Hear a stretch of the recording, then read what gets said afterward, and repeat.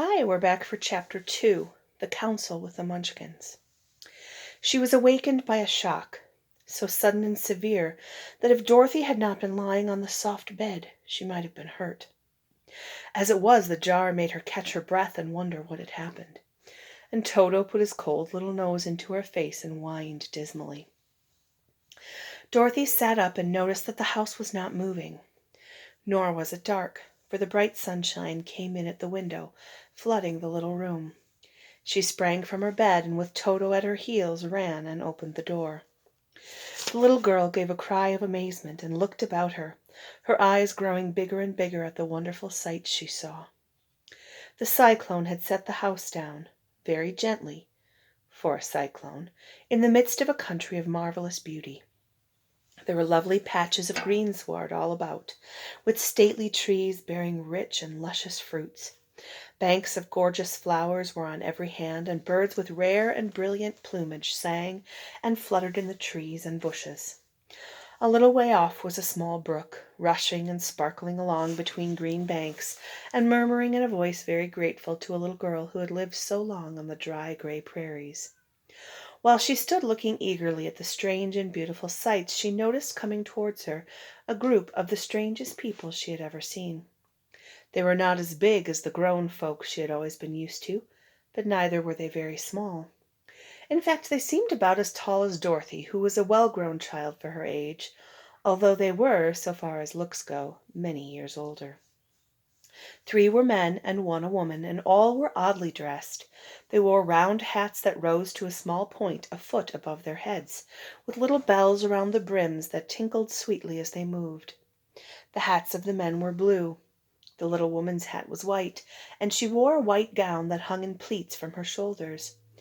Over it were sprinkled little stars that glistened in the sun like diamonds.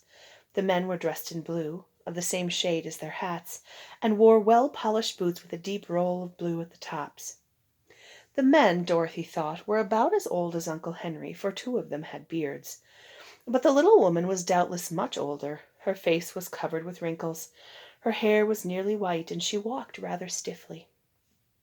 When these people drew near the house where Dorothy was standing in the doorway, they paused and whispered among themselves, as if afraid to come farther. But the little old woman walked up to Dorothy, made a low bow, and said in a sweet voice, "You are welcome, most noble sorceress, to the land of the Munchkins. We are so grateful to you for having killed the Wicked Witch of the East, and for setting our people free from bondage." Dorothy listened to this speech with wonder. What could the little woman possibly mean by calling her a sorceress, and saying she had killed the Wicked Witch of the East? Dorothy was an innocent, harmless little girl who had been carried by a cyclone many miles from home, and she had never killed anything in all her life. But the little woman evidently expected her to answer, so Dorothy said with hesitation, "You are very kind, but there must be some mistake. I've not killed anything." "Your house did, anyway," replied the little old woman with a laugh, "and that is the same thing. See," she continued, pointing to the corner of the house, "there are her 2 toes still sticking out from under a block of wood." Dorothy looked and gave a little cry of fright. There indeed, just under the corner of the great beam the house rested on, 2 feet were sticking out, shod in silver shoes with pointed toes. "Oh dear!" cried Dorothy, clasping her hands together in dismay. "The house must have fallen on her. Whatever shall we do?" By the way, apparently this is Toto. He's decided to join the story. This is actually Edison, but he apparently felt he needed an introduction. "There is nothing to be done," said the little woman calmly. "But who was she?" asked Dorothy. "She was the Wicked Witch of the East, as I said," answered the little woman. "She has held all the Munchkins in bondage for many years, making them slave for her night and day. Now they are all set free and are grateful to you for the favor." "Who are the Munchkins?" inquired Dorothy. "They are the people who live in this land of the East, where the Wicked Witch ruled." "Are you a Munchkin?" asked Dorothy. "No, but I am their friend, although I live in the land of the North. When they saw the Witch of the East was dead, the Munchkins sent a swift messenger to me, and I came at once. I am the Witch of the North." "Oh, gracious!" cried Dorothy. "Are you a real witch?" "Yes, indeed," answered the little woman. "But I am a good witch, and the people love me. I'm not as powerful as the wicked witch was who ruled here, or I should have set the people free myself." "But I thought all witches were wicked," said the girl, who was half frightened at facing a real witch. "Oh, no, that is a great mistake. There were only 4 witches in all the land of Oz, and 2 of them, those who live in the north and the south, are good witches. I know this is true, for I am one of them myself, and cannot be mistaken. Those who dwelt in the east and the west were, indeed, wicked witches, but now that you have killed one of them, there is but one wicked witch in all the land of Oz, the one who lives in the west." "But," said Dorothy after a moment's thought, "Aunt Em has told me that the witches were all dead, years and years ago." "Who is Aunt Em?" inquired the little old woman. "She is my aunt who lives in Kansas, where I come from." The Witch of the North seemed to think for a time, with her head bowed and her eyes upon the ground. Then she looked up and said, "I do not know where Kansas is, for I've never heard that country mentioned before. But tell me, is it a civilized country?" "Oh, yes," replied Dorothy. "Then that accounts for it. In the civilized countries I believe there are no witches left, nor wizards, nor sorceresses, nor magicians. But you see the land of Oz has never been civilized, for we are cut off from all the rest of the world. Therefore we still have witches and wizards among us." "Who are the wizards?" asked Dorothy. "Oz himself is the great wizard," answered the witch, sinking her voice to a whisper. "He is more powerful than all the rest of us together. He lives in the City of Emeralds."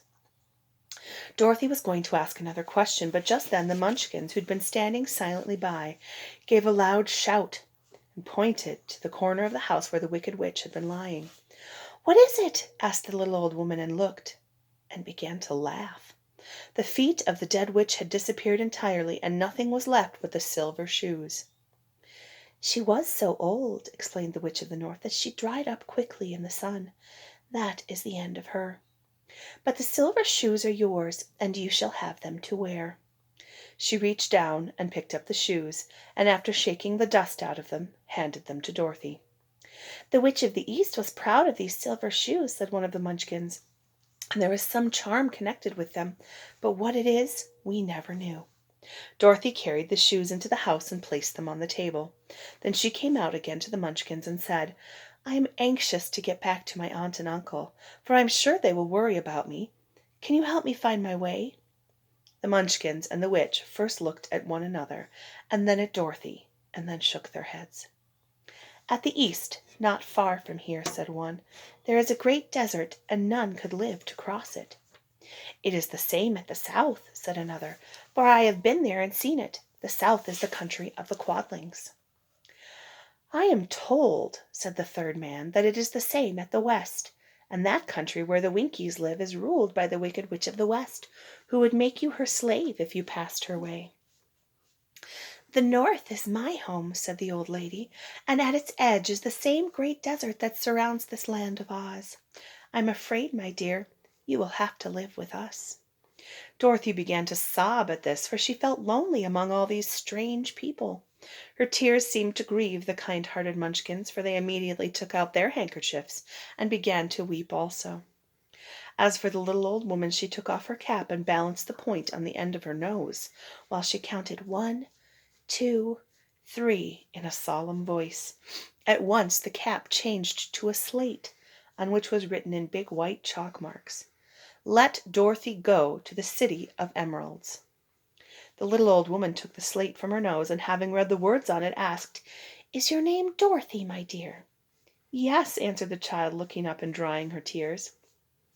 "Then you must go to the City of Emeralds. Perhaps Oz will help you." "Where is this city?" asked Dorothy. "It is exactly in the center of the country, and is ruled by Oz, the great wizard I told you of." "Is he a good man?" inquired the girl anxiously. "He is a good wizard. Whether he is a man or not I cannot tell, for I have never seen him." "How can I get there?" asked Dorothy. "You must walk. It is a long journey, through a country that is sometimes pleasant and sometimes dark and terrible. However, I will use all the magic arts I know of to keep you from harm." "Won't you go with me?" pleaded the girl, who had begun to look upon the little old woman as her only friend. "No, I cannot do that," she replied, "but I will give you my kiss, and no one will dare injure a person who has been kissed by the Witch of the North." She came close to Dorothy and kissed her gently on the forehead. Where her lips touched the girl, they left a round, shining mark, as Dorothy found out soon after. "The road to the City of Emeralds is paved with yellow brick," said the witch, "so you cannot miss it. When you get to Oz, do not be afraid of him, but tell your story and ask him to help you. Goodbye, my dear." The three Munchkins bowed low to her and wished her a pleasant journey, after which they walked away through the trees. The witch gave Dorothy a friendly little nod, whirled around on her left heel 3 times, and straightway disappeared, much to the surprise of little Toto, who barked after her loudly enough when she had gone, because he had been afraid even to growl while she stood by. But Dorothy, knowing her to be a witch, had expected her to disappear in just that way, and was not surprised in the least.